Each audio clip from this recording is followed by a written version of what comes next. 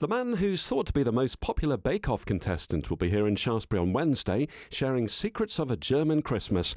And if they ever film the Great Bavarian Bake-Off, it might take a bit more time. As Jürgen Kraus will explain, perfecting authentic German Christmas treats requires forward planning. He's coming to the Kitchen Table Bookshop on Bell Street to offer samples and unique tastes of his homeland, perhaps unfamiliar to most Brits.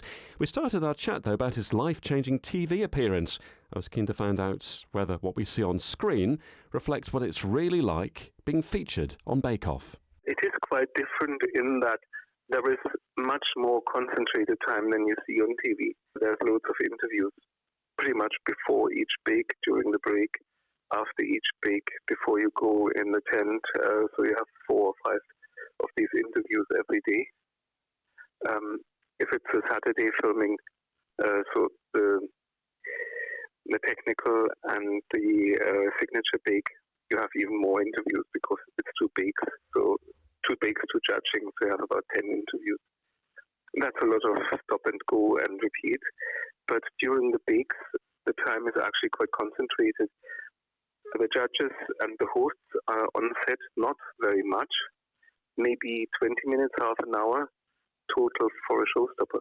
That means that they split their time between all the bakers, and you actually mostly beaver away by yourself, talking maybe to other people, asking for help or for an ingredient, or shouting for some runners to take the dirty dishes away or to bring some fresh bowls. And of course, always there are the cameras and the soundies. Cameras have huge telelenses, so you don't know if you have a camera on you. It could be at the other side of the room, and they have enough power to just show your hands. And when the camera is on you, then the sound is on. So I was aware that any time in the tent, they might get what I'm saying or what I'm doing. Yeah, it's interesting. I suppose you have to remember it's not just a program about baking. It's a reality show, and they want to get a bit of you, and that could mean with some people a bit of conflict, a bit of drama. It's all those things to make good telly, isn't it? It is. They tell a story, and they tell different stories for the different bakers, and some bakers have more luck with how the story is being told. However, you have been described as possibly the best-loved contestant, so that's okay, isn't it? Yeah, I'm happy with that. Has it changed your life in any way? You were interviewing me now, and I had lots of interviews. It opened doors. I'm talking to you now because you came to Shaftesbury because you've written several books and you've got a Christmas book. Would that not have happened, do you think, without Bake Off? It wouldn't have happened. I didn't dream of writing a cookbook. I didn't dream of having an agent. I didn't even know what that was. So Bake Off changed all that. That book is all about German Christmas cuisine. A lot of people have gone to Germany. There are certain things that we have here, I suppose, that are synonymous with a German Christmas, whether it's something made out of gingerbread or maybe Stollen's most famous one. When you go around Lidl and Aldi in Germany, it's pretty much the same as you have here. So it's not like going to, say, India or Thailand where the food is completely different. Is there enough to write a book about? I think it's very different, actually. Lidl and Aldi do their thing to promote German products, but if you cook them at home, it's a completely different matter. In England, there's a few bakes where you need the patience of weeks or months until you eat them. Christmas pudding is one of them. But in Germany, pretty much all the Christmas biscuits are made well in advance, are stored in a tin, and then are taken out for Christmas as a present, packed up in little bags. That's very different to the English concept of biscuit. And Stollen needs at least 6 weeks to improve, to get to the flavor you want. That means when you bake Stollen at home, you realistically start at October. You have to be organised, and clearly, don't you? Yeah, it's mostly baking for the immediate consumption, whereas baking in Germany, most of the things are quite durable and improve over a couple of days or weeks. We do have the German style, not necessarily German style Christmas markets here, which sell German style food. Is that a help or a hindrance to you? Do you go to those and think, gosh, this is awful? funny way that German Christmas markets are getting more international these years. So there's some kind of leveling. Traditionally, the German Christmas markets were markets where farmers or people in the city bought things they needed for the whole year, like crockery, but also Christmas-specific things. That changed in the 19th century into food markets while still keeping this artisan craft sphere going. And even in England, there's some similarities. So you get bratwurst, you get German food. The big difference at the moment, I think, last time I visited Christmas markets here and there, is the price. I found English Christmas markets just more expensive than the German ones. Now, we've touched on some of the products that people know from those markets or they'll find in the supermarkets in this country.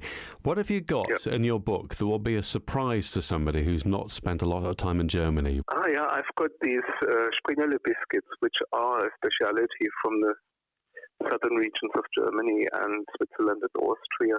And they take a lot of patience to make. First of all, you need to beat egg and sugar for, in my book, 20 minutes, half an hour, because you can use electrical mixers for that.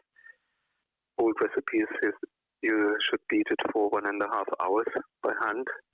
And then you make a dough that is kind of fluffy, but really strange consistency. And you roll it out and stamp it. And then you have to let it dry overnight, uncovered. And you bake it the next day, and you get these very pretty patterns on the top. The stamps are kept very well. And these biscuits rise from the tray, so you have these feet like macarons. They're quite hard. They're good for dunking in whatever you fancy, tea, coffee, or something alcoholic, like Glühwein. So that's a biscuit that doesn't exist in England, or at least I haven't seen it. Do you have any savoury things in your cookbook? Yes, I've got 3 set menus, plus a few, shall I say, slope favourites, like Kässpätzle, which you get in every hut on the mountains in Black Forest or Austria. So Spätzle, that's an egg noodle, which is made in southern Germany and Switzerland and Austria again. So it's the southwestern German-speaking areas. To make them, you make a fairly sticky batter, and then you smear it on top of a cutting board and scrape thin strips of this into boiling water. That gives this unique, rough, irregular shape of these spätzle. Then, to make them really nice, you can let them sit overnight and fry the next day in butter or oil. And then you can have them as a side to dishes like the roulade, Christmas-sized, with cranberries and walnuts, which is really nice. Or you can mix in fried onions and cheese, and that would be the Käsespätzle, which you have as a hearty meal after a day on the slope. So when you come to Shaftesbury, what are you going to be doing? I'm going to make actually one savory recipe from the book, which is the semolina dumpling soup. It is a very quick thing, so for us it wasn't just a Christmas soup, it was quite often a meal after school. In Germany, when I went to school was only in the morning, so we went home and had lunch at home, and semolina dumpling soup was something we had quite often. So people in Shaftesbury get to taste that.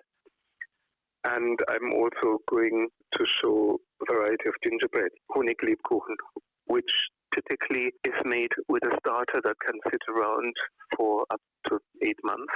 So I'll mix up the starter today for the talk in Shaftesbury. One thing I've learned, Jürgen, is that we need to buy your book and then start planning for next Christmas. It's all about being prepared, isn't it? There are quite a few books out now that try to help you be prepared for Christmas. The initial title I thought of for my book is Vorfreude, which is a German word which you can't really translate into a single English word. It's the joy of anticipation. I think that's what my book is mostly about, including the stories. Be prepared, but enjoy being prepared. It has a very special meaning and a very special atmosphere.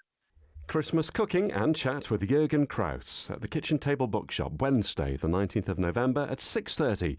Get information on thekitchentabledorset.co.uk.